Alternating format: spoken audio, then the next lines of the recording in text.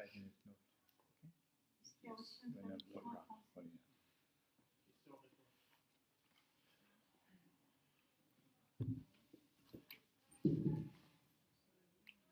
Bismillahir Rahmanir Rahim. We begin with Allah's blessed name. We praise Him and we glorify Him as He ought to be praised and glorified.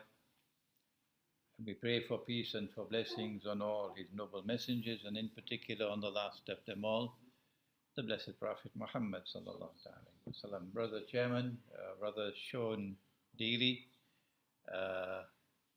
my learned and distinguished colleague Piero San Giorgio, I'm honored to conduct this seminar jointly with him today on preparing for nuclear war. He is going to do the substance of the subject, preparing for nuclear war, and I will explain the subject, explaining nuclear war.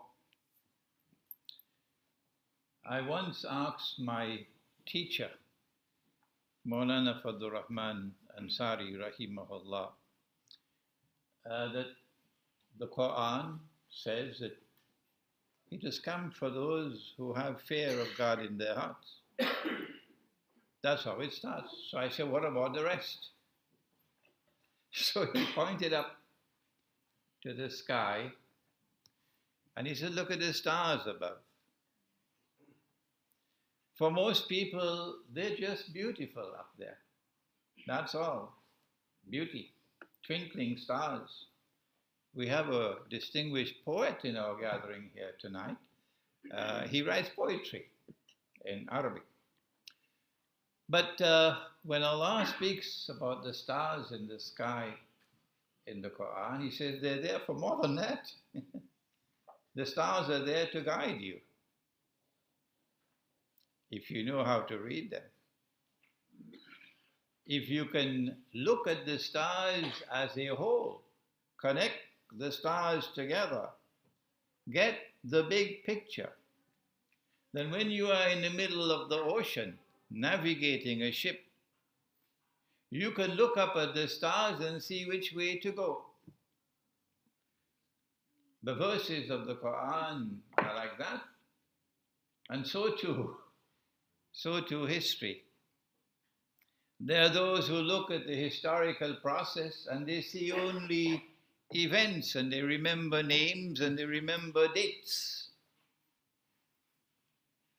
And they say, but perhaps the world is just moving this way and that way. Like a piece of wood in the ocean, the wave is turning, tossing it this way and that way. That history is just moving in any direction it chooses to move. But then there are others who usually don't watch television. That's why they can think. And because they are people who can think, they're able to connect the dots of history. And they're able to see a pattern emerging in history. And read history differently from that which is presented in the history books. And such people look at the world today and say we are on the brink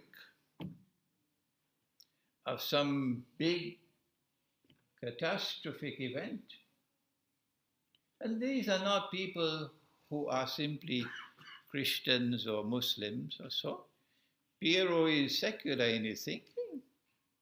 Piero wrote to me a few years ago and said, I don't understand it. How come? You from religion and I from the secular world, and we came to some conclusions. So that Allah gives His light to whomsoever He chooses. And with that light you can read and connect the dots of history and understand where we are and anticipate what's coming. It's like dry wood and you just need a match. That's what it is now in northern Syria.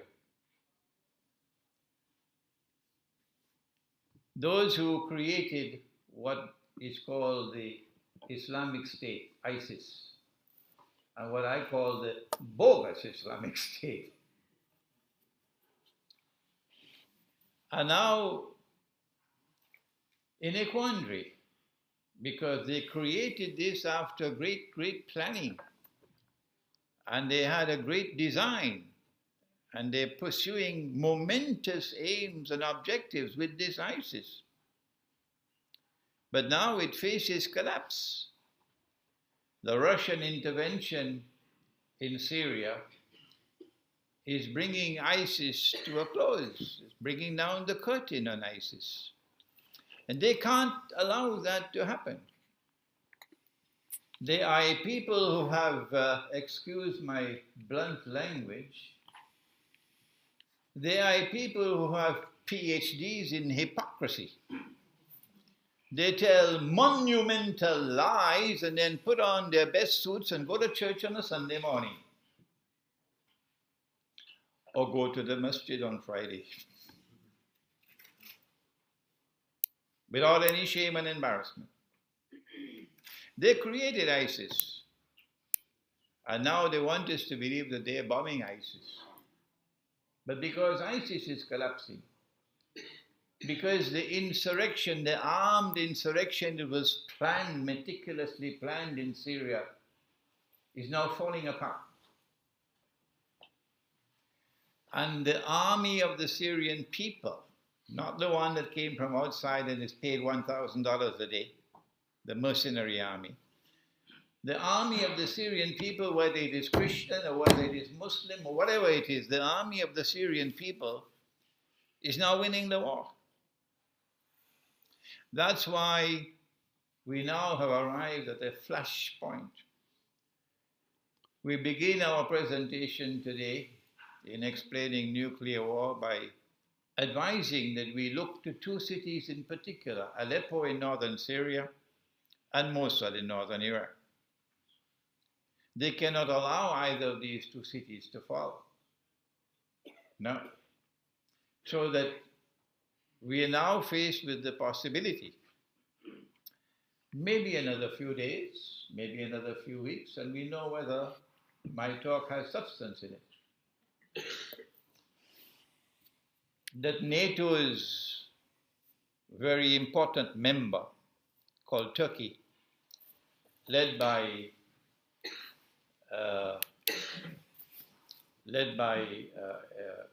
President Erdogan, is likely to launch an attack on Syria in order to stave off defeat. And that Saudi Arabia is likely to be part and parcel of that attack. If that attack takes place, will it take place with the consent and blessings of NATO? Or will Turkey and Saudi Arabia be moving out on their own, hoping that NATO will intervene? That's the question I cannot answer. I don't think anyone can answer that question. And so there are two possibilities. This is the micro-analysis before we proceed with the macro-analysis. There are two possibilities that we can be facing a war which is going to be limited in scope,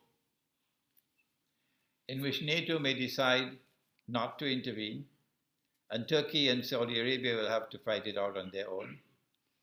And they're going to lose that war. Russia will defeat them. If such a scenario, and now I have to choose my words with particular care, if such a scenario were to emerge, this is the first option, then at the end of such a limited war, the outcome would not be difficult for us to envisage, namely that Iran will be the dominant actor in that entire region. That the Saudi royal family would have to exit from the stage of history. And that most likely ISIS will find a home in Saudi Arabia, in Mecca and Medina.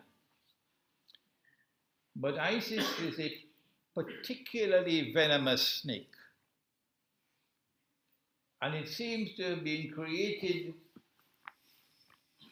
with a particularly major objective of inciting and fomenting Shia-Sunni civil war in the world of Islam. And so an ISIS taking control of Arabia will be the bait, which I hope and I pray that Iran does not bite.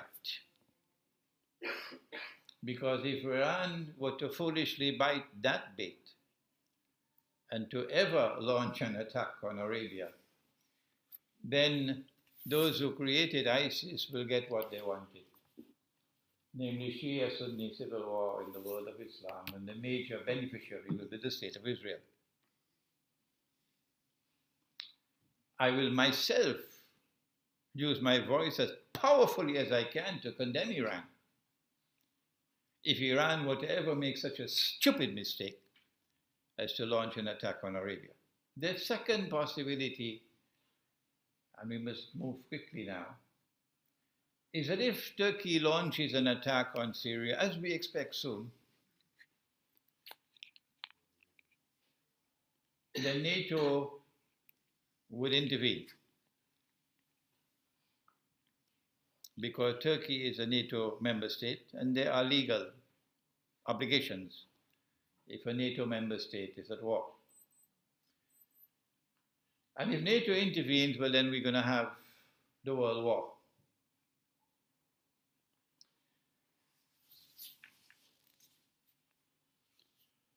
If the world war takes place, of course it's going to be nuclear war. And if it's nuclear war, then only the nuclear scientists really will be able to tell us what's going to happen to the world if a nuclear war takes place. But we're hoping that Piero will be able to at least give us some help in understanding what kind of a world will it be if a world war takes place.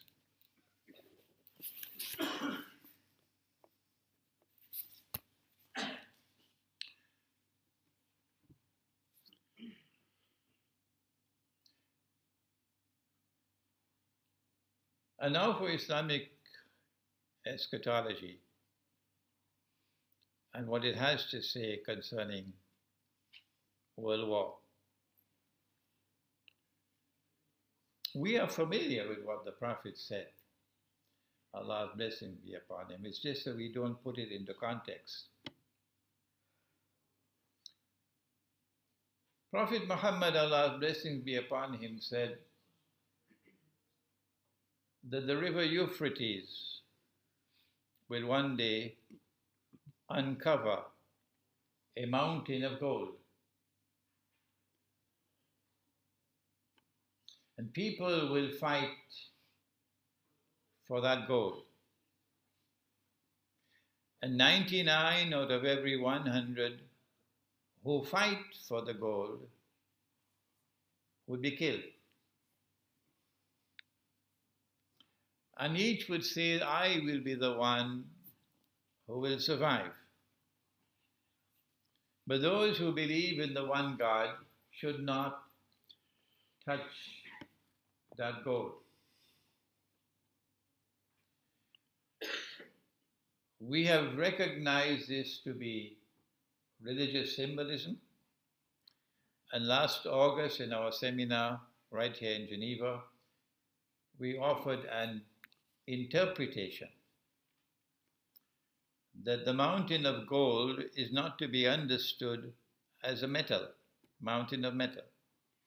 There are those, of course, who insist on a literal understanding, and hence they're waiting for the mountain of the metal to come out from underneath the river. But we say no, it is religious symbolism. And in 1974, an ocean of oil underneath the river began to function as a mountain of gold. An ocean of oil underneath the river, Euphrates, began to function as a mountain of gold. When? How?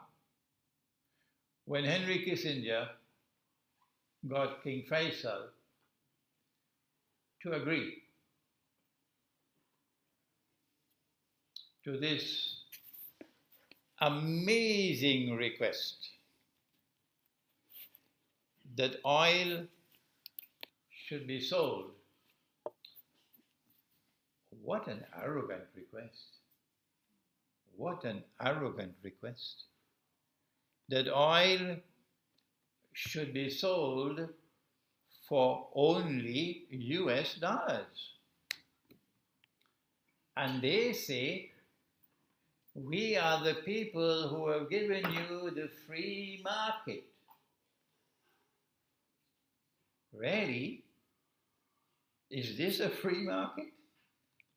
Have you no shame? Have you no shame? Is this a free market? That if I want to buy oil with gold, I cannot buy it. Even with gold. I can't buy it with anything else other than US dollars. When Faisal agreed to that, and then he got the other Arab oil producing countries to agree, and then OPEC came into being as the greatest achievement of the Zionist movement. And OPEC also instituted this. Then something came into being called the petrodollar.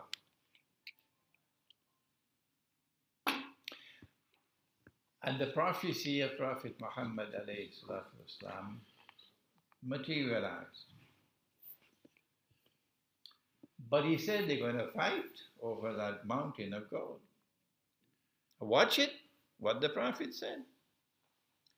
That fight is coming into being now. That fight is about to take place because of BRICS. Because BRICS is a threat to the petrodollar monetary system. And Russia is the leader of BRICS. Without Russia, China would not be there. And without Russia and China, forget it. India and Brazil and South Africa are just little boys. And so, from our eschatological perspective, the big war is coming. And we can see and understand there's going to be the war over the mountain of gold. And so Ukraine is a sideshow. Syria is the sideshow. The mountain of gold is the cause of the war. In order to maintain their rule over the world, they must maintain their rule over money. You cannot rule the world unless you rule the world of money. And you cannot rule the world of money so long as mankind is using gold and silver as money. No. You've got to get rid of gold and silver as money because this is money with intrinsic value. This is real money. And you've got to replace it with something called monopoly money. Someone else called it toilet paper money.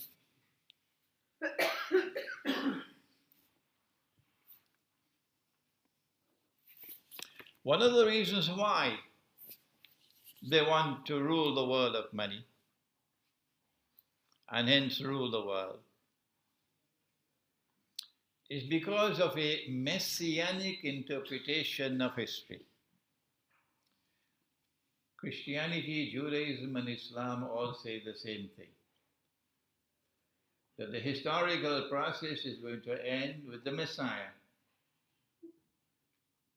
The Messiah will rule the world from Jerusalem.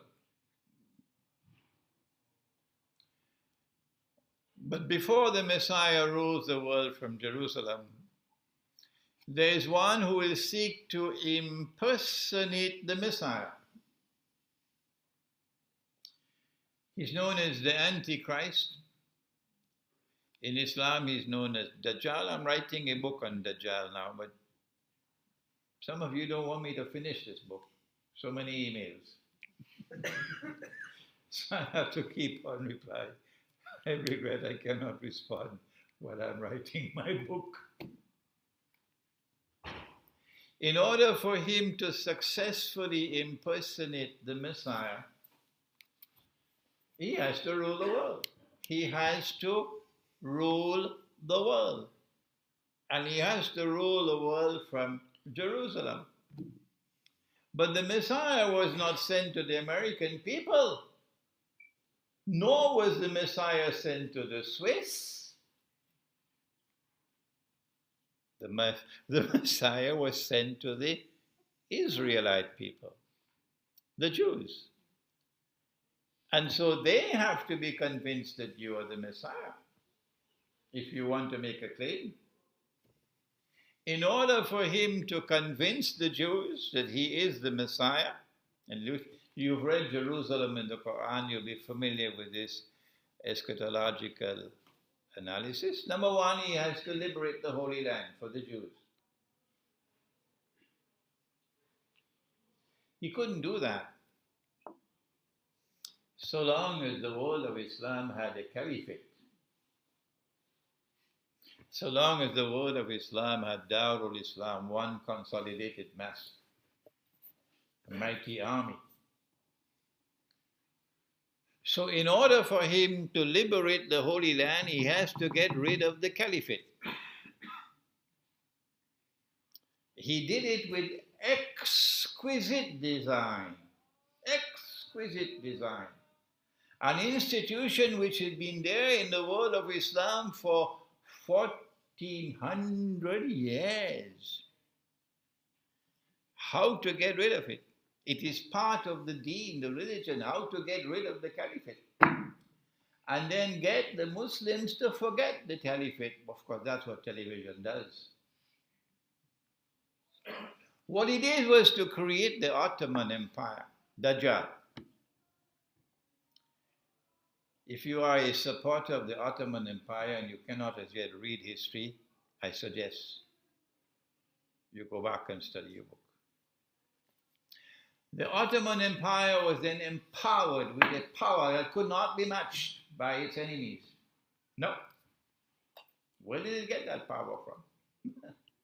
And then the Ottoman Empire expanded until it took Arabia and took Mecca and Medina, and then claimed the caliphate. And then took the caliphate out of the Arab world and carried it to the capital city of the Orthodox Christian world. There are many things that are strange that occurred in history. This one beats them all. To take the capital of the world of Islam and go and pack it up in the capital of the Orthodox Christian world, this one beats them all. And then when the Ottoman Empire collapsed, the caliphate collapsed with it. That was the grand design. In order for them to be able to liberate the Holy Land, they had to break up the world of Islam. And that's what happened with the First Great War. The First Great War, the First World War, from an eschatological perspective, achieved these objectives. It got rid of the caliphate, and it broke up the world of Islam into bits and pieces at mutual war with each other, antagonism with each other, and gave it a virus called nationalism. And this virus caused them to have rivalry with each other. Exquisite planning, incidentally. Exquisite planning. The First World War, therefore, allowed them, a British army, to conquer Jerusalem. And guess who the British had fighting with them in the British army? They had Arabs. They had, today it's called Pakistan. They had many Punjabis fighting in the army. Oh yes. I mean, you have to give Jack his jacket. Eh? The British were brilliant in making fools of these people. And they're doing it again today now with ISIS. Not only did the First World War achieve this objective of neutralizing the world of Islam, but there is another threat to them. And that comes from another part of the Christian world which has an equal claim to Jerusalem. And that's the Orthodox Christian world. And guess what happened in the First World War? We don't have the time to go through that history tonight. But they were able to neutralize the Orthodox Christian world. That was the Bolshevik Revolution. That was communism. And that was the world's first atheist state, which waged war on the Orthodox Christian people, destroying their monasteries, destroying their churches, killing them, slaughtering them, pushing atheism down their throats. That was the Soviet Union. And so both the two possible threats to them were neutralized. The First World War.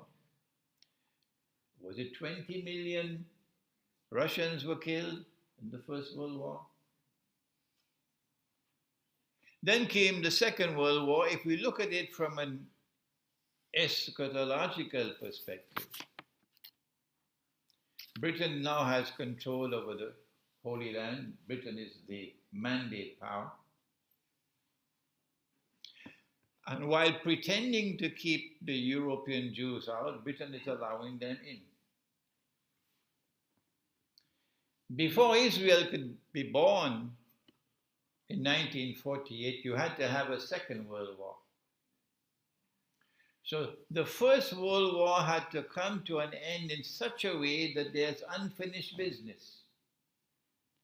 And so they imposed humiliating conditions on Germany in the Treaty of Versailles, I believe it was. And so they sowed the seeds for Germany to want revenge, for a Hitler to emerge eventually, because the German people felt very, very, very much hurt over the unjust way they were being treated. When the Second World War took place, the objective of the Second World War is, number one, to allow the State of Israel to come into being. But before the State of Israel comes into being, you must have a United Nations organization and a Security Council for world government to protect Israel. World government to protect that baby who's about to be born. You need the International Monetary Fund for the financial slavery that we now have. So they had all of these things put in place at the end of the Second World War. The Second World War was also fought in order to open the door for millions of European Jews in the Soviet Union and other parts of Eastern Europe to migrate to the Holy Land, to Israel. But when people are comfortable where they're living, how do you get them to leave? How do you get the French Jews to leave France and go back to Israel? They don't want to go to Israel. The Jews who are living in France today, they don't want to go. So how do you get the Jews to leave France and go back to Israel? You've got to do something. I ask those who are Jews to think. If you're a Jew, I ask you to think. I want to look forward to the day when someone will write a proper history on Hitler, to connect Hitler with the master plan of creating an environment which will force the Jews entice the Jews, assist the Jews to leave Europe, to leave Russia, and go to the Holy Land. And then you need a government in charge, in control, and that's what they had in the Soviet Union. The Bolshevik Revolution did not take place without their involvement in it. It was Russian Jews who gave us the Bolshevik Revolution. Wall Street had a lot to do with Bolshevik Revolution. This is history. And so the Soviet Union played a sinister role in facilitating the movement, a massive movement of Russian Jews in particular, to the Holy Land. The Second World War achieved its objective, its eschatological objectives. Now, if a Third World War is to take place, well, what do they want from a Third World War? Answer: not only must the Antichrist liberate the Holy Land, he must do that. He must do more than that. He must cause the Jews to return to the Holy Land to reclaim it as their own. He's done that. He must cause a state of Israel to be restored in the Holy Land. He's done that already. But there's one thing left. And that is that state of Israel must become the ruling state in the world. So when they said, all that we want is to find a place for a people to live who do not have a home, that's all. They were telling a big lie. No, they wanted that a state of Israel should be created which will one day rule the world. That's what they wanted. Israel cannot rule the world without another big war. This is our eschatological analysis of the purpose of the coming world war. The immediate objective is to try to preserve the petrodollar monetary system. The Prophet ﷺ did not tell us it's going to survive. He says 99 out of every 100 will be killed in that war.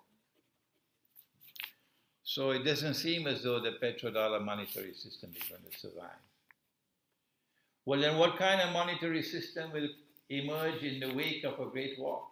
Answer: don't ask me how it will take place, because I don't know. I don't know what a post-nuclear world is going to look like. But it appears to me as though there's going to be some form of digital or electronic money which is going to replace the petrodollar monetary system. The big war which is coming is meant to eliminate the two power blocks in the world, mutually destroy each other. And if nuclear weapons are going to be used, goodbye Europe. I'm not saying this with any joy in my heart, no, not at all. I'm just telling you for the facts.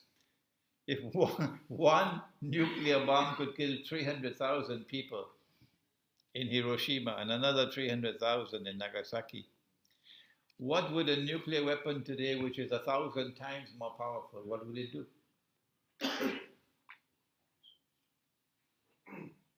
Goodbye to Europe. Goodbye to North America. People can't live in these countries anymore. Well then, a post-nuclear world appears to be a world in which Israel can make a claim. It is the most powerful state, and therefore the ruling state.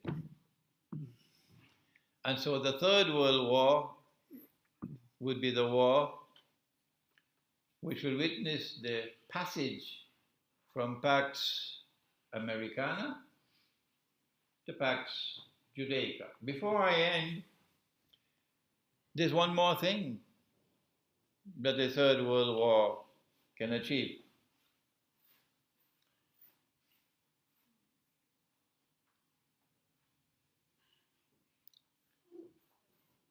Our Prophet Allah's blessings be upon him, prophesied the destruction of the Arabs. Will we be destroyed? She asked. His wife asked. He said, Na'am, yes, you will be destroyed, the Arabs.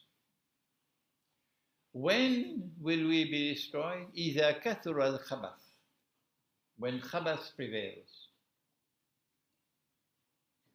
when rubbish takes over. If you look at the landscape of the Arab world today, if you look at those who lead the Arabs today, and you look back at yesterday, and you see men and women of piety, men and women of integrity, men and women of whom the Arabs were proud, and you look at the vagabonds that we have today, you see this is rubbish. This is rubbish.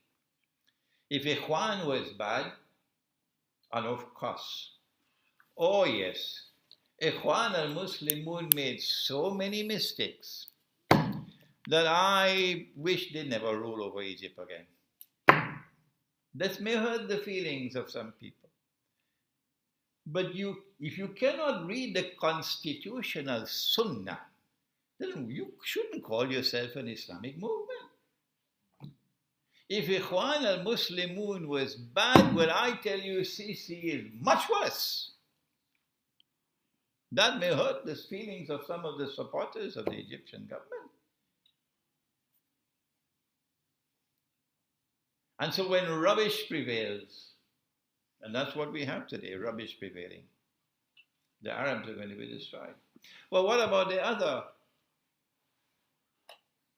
other force which threatens them, Russia? What's going to be Russia's fate after the World War?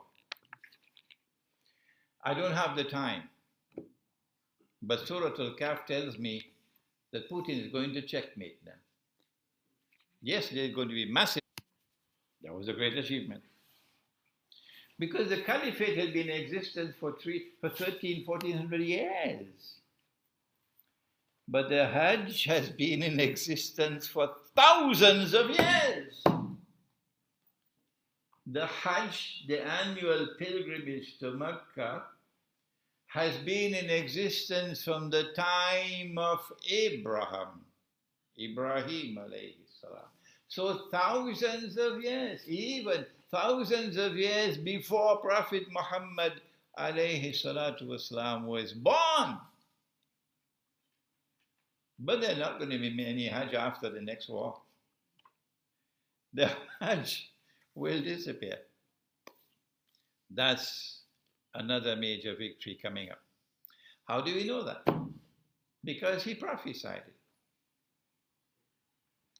لَيُهَجَّنَّ الْبَيْتِ, Sahih Bukhari.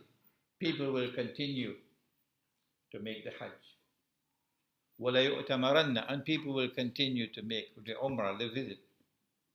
بَعْدَ خُرُوجِ يَأْجُوجَ وَمَأْجُوجَ, بَعْدَ خُرُوجِ يَأْجُوجَ, even after Gog and Magog have been released, people will continue to perform the Hajj.